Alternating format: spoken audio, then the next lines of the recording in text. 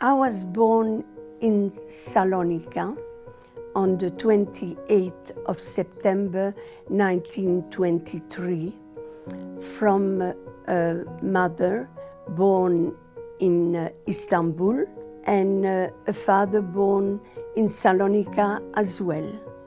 At home, older people spoke Ladino and younger people spoke French.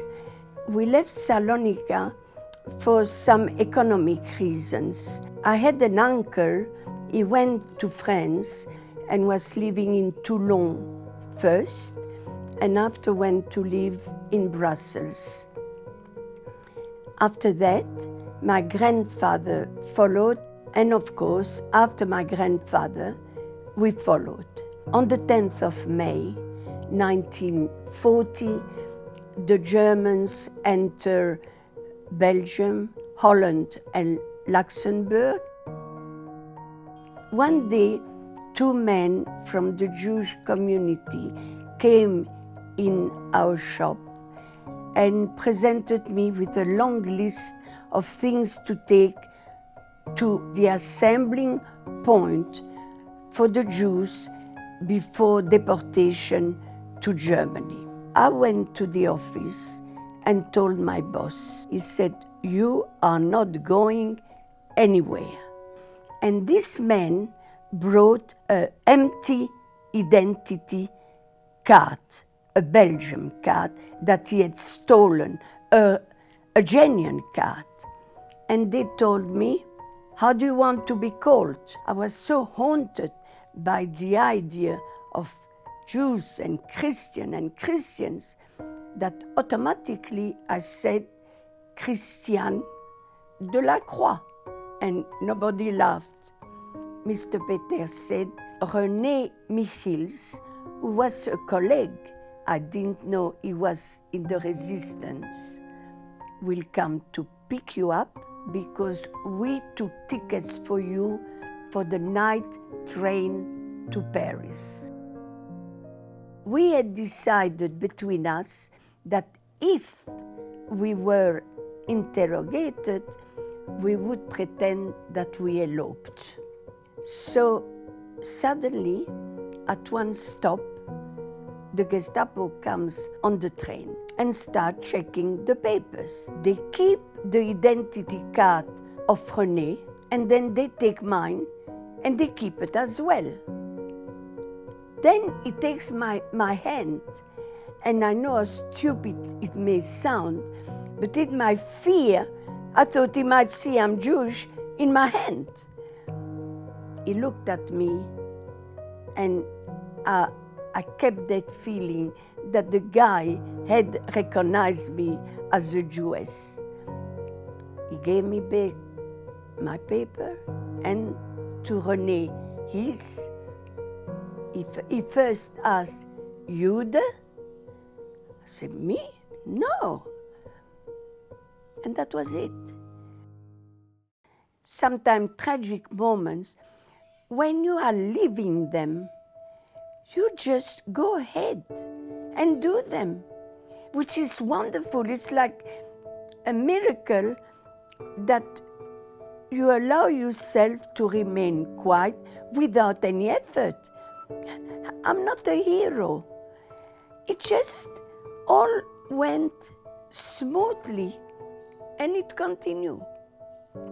It must have been about September or October 1944. Eventually, the liberation came. And they were saying that de Gaulle was going to march on the Champs-Élysées. And of course, nobody wanted to miss that. My cousin Freddie and myself went that day, and we were talking to the liberators. They were French and American and Spanish, and laughing and be so happy. And suddenly, we heard some gunshot. It was the collaborators shooting at us. And for a second, I thought, "Flore, You must be stupid. You went through the whole war and you're going to die here in a minute. And thank God it stopped, or they caught them, and everything went smooth after that. We saw the goal and we shouted and we cried and sang, and it was so wonderful. Of course, after that, things were pretty fast. All I could think of is to go to the authorities and get some papers in my real name this time. When my mother saw me, she was not speaking French. She was suddenly speaking Spanish. She, in her emotion, she would speak Ladino. Well, I went back to my old job in the office of the people repatriated. I used to watch when I saw Jewish people coming in. One day, a man came in. It was my future husband, Eddie, and we called the people from concentration camp the prisoners. So I asked Eddie, and what are you going to do now? He said, I've got a permit to go to Australia. And he said, would you like to come with me? Very flirt. So I said, why not? Anyway, when they left, I said to the others, what do you think? A prisoner asked me to go with him in Australia, and everyone laughed, of course. The Joint, which was the welfare society, helped all the people in need. That was mainly people who had been in camp, and pay the trip to Australia.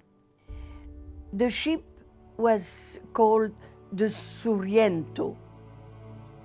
In Perth, we met the envoy of the welfare society to explain a little bit to us how life would be in Australia. He said something which touched me a lot. He said, when you hear a noise in the morning, it'll be the milkman, not the Gestapo. So